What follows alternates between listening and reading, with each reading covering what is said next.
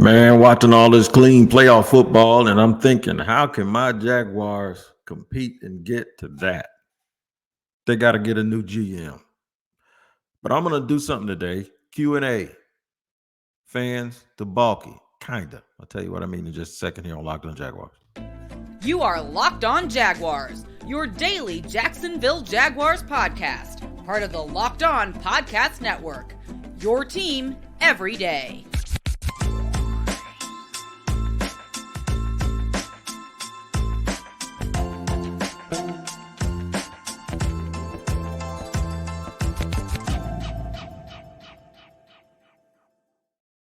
Hello, everyone. Happy Martin Luther King Day. Welcome to another edition of Locked On Jaguars, where it's your team every day. And we always thank you for making us your first listen. A quick reminder that we are free to subscribe to at our YouTube page. That is Locked On Jaguars. Make sure you tap in there. When you get there, hit the like button, subscribe, and then hit that bell so you receive notifications each and every time we drop an episode. And then wherever you get your podcast that you listen to, audio wise, make sure you go to that platform and check in every single day to make sure you don't miss an episode. Today's episode is brought to you by Game Time. Download the Game Time app, create an account, and use the code Locked On for $20 off your first purchase.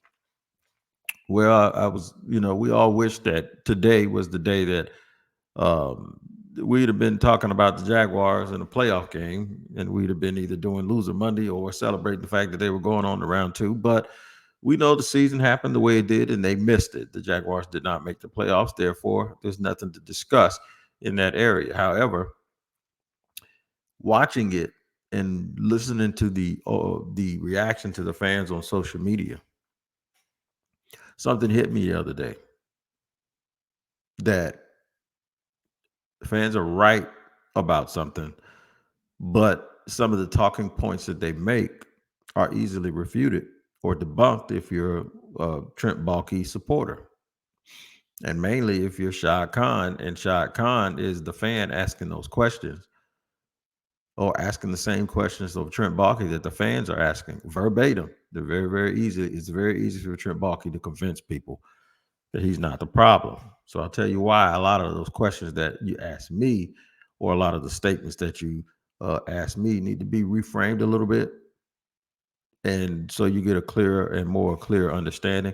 So I'm going to hit it like this before we get to that. First of all, watching the playoff makes it worse for Jaguars, and I'll tell you why in the first segment. Defending Baalke, I'm going to try to do that a little bit because I want to make sure when you get rid of somebody, you make sure that it's clear why you did it. And then I'll show you why in the end there's really no defense for keeping him. And I'm telling y'all this, and I'm doing this show, and I'm about 95% certain that Trent Baalke ain't going anywhere. So you could say it's a moot point. You can say this. You could say that. No, but it's just something for you to bookmark for when they eventually do fire him, or things continue to not get progress the way that you want them. I was going to say they're going to get worse. I don't know if they'll get worse, but they'll get worse by default because they're not progressing the way that you want them to regress. Watching those playoff games yesterday told you something. And it shows you how far away from that actual moment that the Jaguars were in last year. It shows you how far away from that moment they really are right now. In fact, it almost feels like they got lucky a year ago. And I know a lot of people are looking at Doug Pederson side-eyed and wanting him to be gone because they want him to fire Press Taylor. And I told him he'd be firing Press for Press doing exactly what he told him to do, which is why he's not going to fire him. So now people are looking at Pederson's side-eyed, saying that maybe the Super Bowl was a one-off. It's hard to win a Super Bowl. It's real hard to win a Super Bowl when you're playing the GOAT quarterback and the GOAT coach. It's real hard to do that. What isn't as hard, though, is to be lucky enough to win a bunch of games down the stretch and end up in the playoffs and win another game when you're down by 27-0, and for you to view that as a one-off. So that's why I say sometimes you got to frame and reframe everything and readjust the way that you think about things, readjust the way that you think about Trevor Lawrence, readjust the way that you think about last year's team, readjust the way that you think Doug Pederson and Press Taylor's relationship is, and you believe that he's going to fire somebody who did exactly what he asked him to do. I told y'all all year. If you haven't listened to this podcast, I said all year, the day that they announced that Doug Pederson was going to allow Press Taylor to be a full-time play caller was the day that they gave people a built-in excuse to point at something that isn't the problem. You see, that's why I'm like this. Because whatever Press Taylor did is what Doug wanted him to do, what he taught him to do, what he sat there in real time with a headset on and let him continue to do.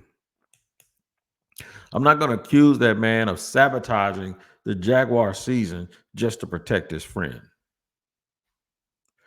I'll accuse him first of just making an error or making a mistake in the way that him and his friend, the way he told his friend to go about his business and the way that they actually went about their business. That's what I'll do. But I won't say that he's sitting here and consciously saying, yeah, I know he's screwing it up, but he's my guy and I'm going to let him screw it up and I'm not going to fire him. And anybody, I don't care about y'all losing games and I don't care. I'm going to let him keep figuring it out. I'm going to let him keep doing OJT until he gets it right. And if we have to lose, we have to lose. And if I get fired for it, I get fired for it. Are you kidding me? That man ain't doing that. He's not doing that. Maybe he's telling them to do the wrong things. Maybe what they want to do just isn't working. And maybe they believe it's not working for other reasons. Maybe the quarterback's not playing well. Maybe the offensive line isn't good enough. Maybe when they sit down and ask Trevor, hey, what plays do you want? And Trevor says, as they have said, as Press has said, I don't take this out, take this out, take that out. When Doug says, hey, we built the offense for him, or he's a quarterback, we ain't putting enough on his plate. Maybe that's a truth that you don't want to admit because of how you felt about Trevor when you drafted him, how you felt about him, how you continue to feel about him, how you feel about him when he goes to Waffle House, how you feel about him the way he carries himself, how you feel about him in your dreams when you imagine that this is the way it's supposed to go when you don't realize that football ain't going to let you do that. I remember I wanted my son to know how to ride a bike, and he kept falling. Was I going to still hold on to the imagination of how he was running the bike, or am I going to get out here and do the hard work and teach him how to not fall so that even when I'm not watching him, he can ride the bike? All of those are things that need to be brought up. I think one thing that needs to be brought up that Doug will never say in public, and I might be wrong, this is just my opinion. This is not based on anything. And I'm not saying that I don't think that they don't get along at work. But I'm telling you this. I believe at some point, if you sat him down and chained him up to a chair and made him tell you the truth, that Doug Pederson ain't happy with the way these draft picks have gone. I'm not. A lot of y'all aren't. But there's a lot about the draft picks and there's a lot about the free agency that there's enough of it that's okay, and there's enough of it that's pretty decent that Trent Baalke can defend himself against somebody that frames a complaint poorly. And I think that's what happens a lot of times here in Jacksonville. So what I'm going to do in segment 2 is I'm going to play Trent Baalke's defense attorney, and I'm going to show you by reading tweets from real people just how easy it is to defend Trent Baalke and make everything sound okay. Yeah, that's exactly what I'm going to do. I'm going to show you how easy it is to make it sound okay. And then in segment 3, I'm going to show you how ridiculous I was for doing that. I'm going to show you how easy it is also to realize that it's not okay. And I don't think it is okay while watching these teams, the ones that won, play cleanly. The Jacksonville Jaguars are nowhere near where they need to be at all. I'm going to do all of that, man. So it's going to be a fun day here.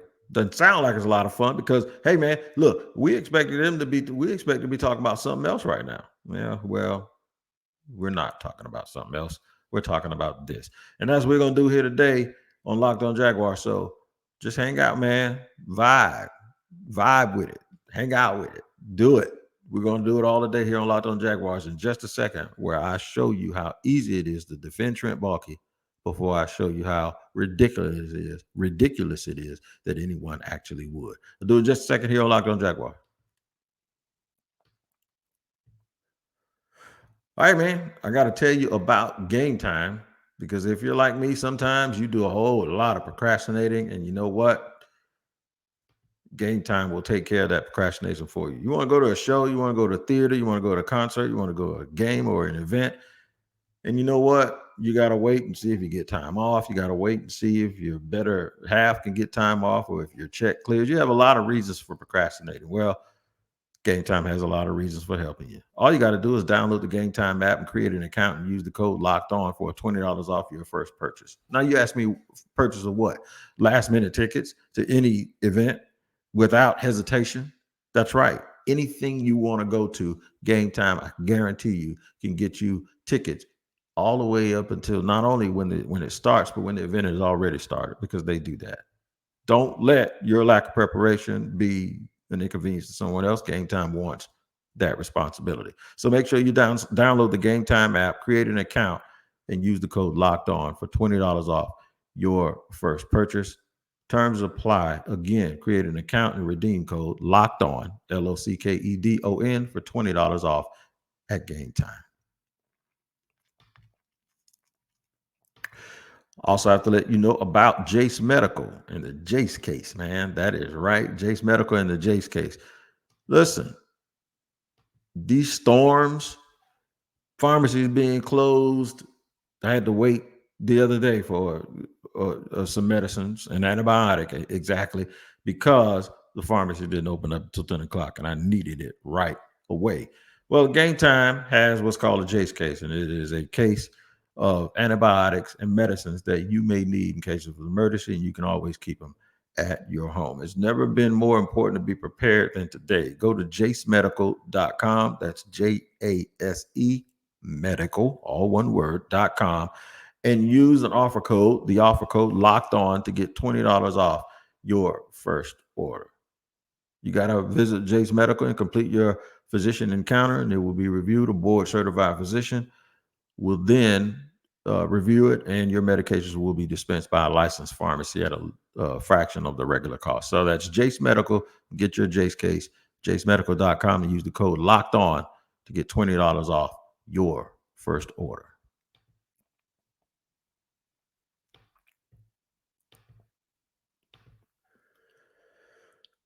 All right, man, we running it down here on Locked On Jaguars. All right, so I was sitting there the other night and I saw folks angry, and you know, it's cool to be angry about the right thing, but then just not know how to frame it, right? You ever had that situation where you know something wasn't right, but then somebody say, okay, give me evidence or show me why, and then when you frame it, the person always has an answer for it, right? So I'm always very, very careful when I tell fans a lot of times, I agree with you. I agree with you. You're on the same page, but you know, you're not doing it enough. You're not pressing it enough. You're not being hard enough, and you're not really getting down to it enough that it's going to make the needle move. And I'm not sitting there suggesting by any stretch of the imagination that Shah Khan's going to listen to me, you, or anybody else. What I'm trying to do is alleviate your frustration about it in the same way that I tried to alleviate your frustration about Press Taylor and Doug Pederson. When y'all kept complaining about Press, I kept complaining about Doug, because I know that Press was doing exactly what Doug wanted him to do and what he taught him to do. Press Taylor was being an extension of Doug Pederson. I knew it. And I wanted y'all to know it. I wanted y'all to see it. If you get mad at him, you might as well get mad at him. Why would he fire a guy for doing exactly what he asked him to do? That's all I've been saying all year. So what it does is it takes this, and it also, like for instance, like there's this narrative that it was so bad that Jeffrey Lurie fired a guy who went to the Super Bowl and won it.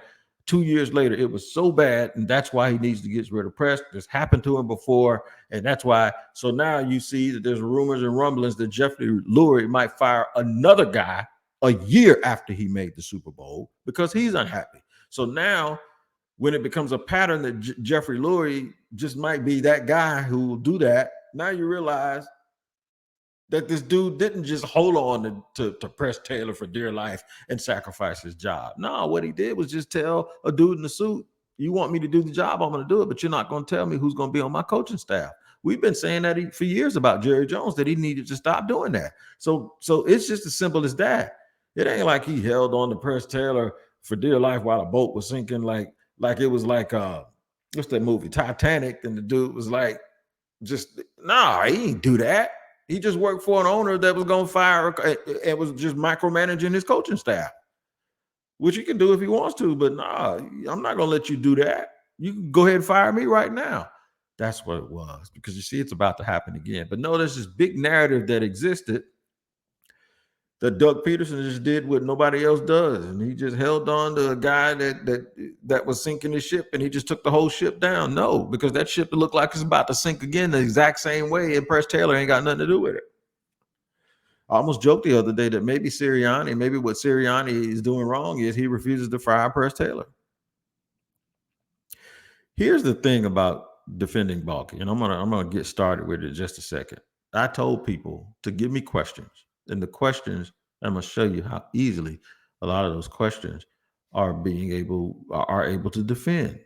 And I think that was the real crux of where I was going. And I wanted to show you that.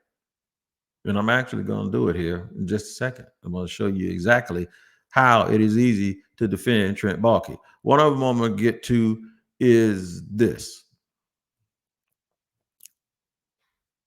Why didn't you go get any pass rushers? Okay, I had 2 pass rushers this year. One of them is 17 and a half sacks. The other one was 10 sacks. One of them, we probably going to put the franchise tag on. The other was the first overall pick. So we got to make sure we play him and get him out there. Everybody else that they probably talked to wanted starters money, which comes with starters minutes. They weren't going to be able to do that and get the same production out of the 2 guys that they just got. Very, very easy for him to answer that question to Shad Khan. Extremely easy for him to answer that question. And I told people the whole time, listen, man, this is it. That's the answer. That's the answer that you're going to get to that question every single time. If you're Trent Baalke is going to answer that question the same way. And that's exactly what I've been trying to tell folks. That's the one. That's how you get it. Those guys wanted money. Everybody is saying Jadeveon Clowney wasn't coming here and not starting. So the answer then is, why didn't you just move Trayvon inside the 3 technique? Well, because they gave Roy Robinson Harris an extension. You can't do it all. Another question that I have is, I'm going to get to this one. I'm going to name it Ryan. Ryan says, despite some obvious holes in the roster following a 9-8 season, why did you decide to stand pat and not aggressively pursue additions to build off that momentum and improve further? Instead, as expected, the same team yielded the same results. Okay, Trent Baalke will say it's not the same team. We got hurt. We were injured. Our wide receivers were injured, and I didn't stand pat. I let Juwan Howard go, and we drafted an all-pro rookie who's the best offensive lineman from this past year's draft. So I did not stand pat. We added Calvin Ridley. I didn't stand pat. The only guys I stood pat with were the guys that played well for us down the stretch. I can't believe I just said that, but that is the answer. That is the answer, whether you like it or not. There it is. And really, he has an answer. Michael Zarin, I think it says Zarasinai. Yeah, Michael Z. There you go. That's your name. Why didn't you make any season moves to improve the team? I just told you. Everybody who we wanted to bring in and talk to wanted more money than it would. If I'd have brought in Clowney, that means that one of our ends would have had to sit down and we wouldn't have got production. Production from our starting edge rushers wasn't a problem because our duo led the league in that. That wasn't the issue. And then you can say, well, Devon Hamilton got hurt and he wasn't himself after we extended him. So, and Tyson Campbell got hurt. And so you can always argue that there were injuries. With the investments we've made, this is from AA, with the investments we've made in free agency yielding middling results, along with our draft talent providing little depth. How can you assure me that you can produce a winning team with the resources left after Josh and Trevor are extended? Here's Trent Baalke's answer. I knew I had to extend Josh and I knew I had to extend Trevor. So that's why I went heavy on developmental depth and decided to keep our young team intact. Because if we could win 9 games with a young team and then they get older and we do more growth and development, we'll be able to have those 2 max contracts and still have a bunch of young depth in order to continue winning. That's Trent's answer to that question. It's very, very easy to answer that question that way, right? Right. It is. Georgia Jaguar, and this is the last one I'll take before we get to the third segment. Trent, we know the past 2 drafts have not been the greatest. What will you do differently to make sure that changes for this upcoming and possible future drafts? Trent will probably argue that you can't say the last 2 drafts have not been the greatest because the jury's still out. Trayvon had 10 sacks. He was our number 1 pick. Anton Harrison might be headed to being an all-pro. What's wrong with our last 2 drafts up top? The rest of the guys haven't started playing well yet, but they will. You can't judge a draft for at least 3 years. You have to be patient. That's the answer that Trent Baalke can easily give you. I'll do 1 or 2 more at the beginning of the third segment. But this is what it is, y'all. It's not as easy as you think to catch Trent Baalke and corner him up and tell him why this didn't work and say that you're going to get rid of him because of it. I'll tell you more about that in just a second here on Locked On Jaguars.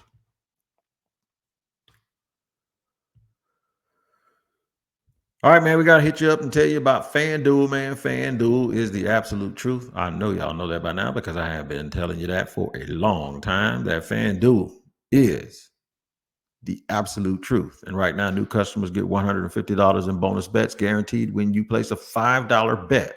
You don't have to win, just place a $5 bet on FanDuel.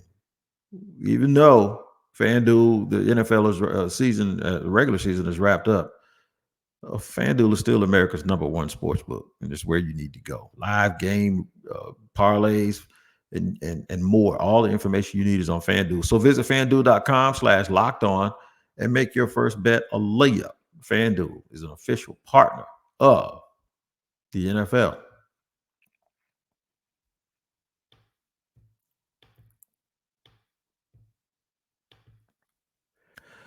Scapegoating can be at an all-time high, and you can fire your defensive coordinator and all of those coaches and claim that those guys are not developing and they're not making adjustments, and that there's a little bit of dissension in the building. It's interesting that somebody on TV said that they were teammates with former defensive backs coach Deshae Townsend. Deshae says the problem is still in the building and you're getting rid of the help. Okay. And then there's now rumors out that guys weren't staying late coaching. And I had a friend of mine tell me that's not true because his relatives used to be there at 10, 11 o'clock at night. So there's a lot of things that's going to be going back and forth, but one thing stands true. And Trent Baalke is responsible for all of this. And that's why, to me, there is no defense for what Trent Baalke has done. There's no defense for it at all. Even though I just gave you 5 or 6 straight minutes of defending Trent Baalke, the fact that the reason why everybody who wants me to join some organization where there's a clown involved about Trent Baalke are the same people that's sitting here yelling and screaming about press. I kept telling folks, you're providing him an out. And Doug didn't take it, but they did fire somebody, and it was the defensive coordinator. It was Mike Caldwell. There's a chance that all of it could have been broken. They could have had the wrong assistant coaches, and he could be a bad GM. There's a chance that all of that exists. But at some point, there's something about this team where they felt entitled, in my opinion. I think a lot of that falls on Doug, but I think a lot of it falls on Trent Baalke. And here's the entitlement part of it. You didn't bring in any competition. You thought those guys had arrived, so you looked at everybody else as depth. And even if you listen to the very excuse that I just built in for Trent Baalke, it involves not adding people because you thought guys had arrived. It's because you thought you had your team. It's because you thought. Is the thing about these young guys, and I'm sorry, but this is the nature of this business. You better bring people in that are going to make everybody better through competition. You can't get upset if they bring somebody in at your position and just go grab your ball and go home, because that means you're not the dude built for it anyway. That's the grit that maybe Dan Campbell's talking about. The only way this thing moves is through friction. And the only way we get friction is if we get y'all in here fighting for everything. And once that friction starts, now that's where the combustion starts, and that's where we rise up as an organization. You know how we learn to fight the other people? We learn how to fight ourselves first. You learn how to fight in the house before you go down the block and whoop somebody. And the only way you learn how to fight in the house is if you constructively spar every single day for every little thing. And then the person that you fight and spar with, now y'all look at each other after y'all toughed each other up a little bit and say, let's go down the block and give them the business. That's the problem. You rest it. You don't do that. You don't do that with an old team, and you don't do it with a young team. You just don't. You don't. And there's a difference between picking good players and team building. You got to get like-minded guys. You got to get people that buy in, man. You got to get these self-motivated dudes. You got to get football playing Jesses. And you know what? You have to get guys that aren't afraid of competition. But fans are sitting around here asking a coach whether he put too much on his quarterback. And then another coach with a young quarterback, C.J. Stroud, says we place a lot on his shoulders. Basically, he embraces it. And guess what? The team respects him for it. Stop handling this team with kid gloves. That includes Doug Pederson, but it started with Trent Baalke. It also starts with the fact that Trent Baalke has never drafted a wide receiver that's been any good in the National Football League. This year, there's a wide receiver draft. You would have to be blind to not see that.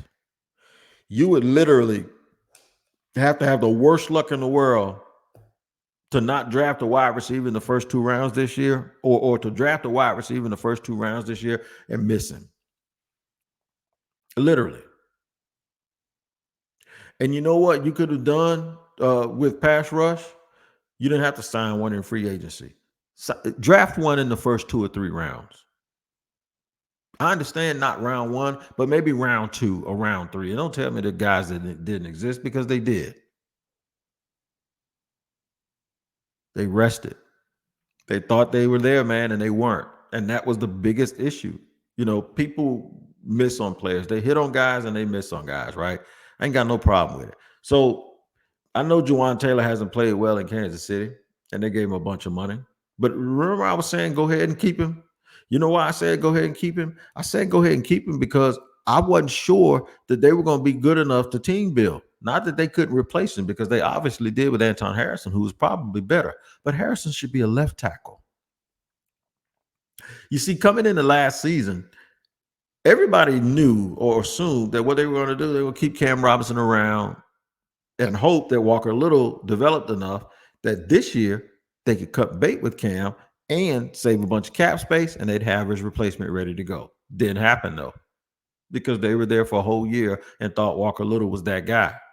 They drafted Anton Harrison to be a career right tackle. They were hoping that Walker Little developed to be the future left tackle. Did not happen.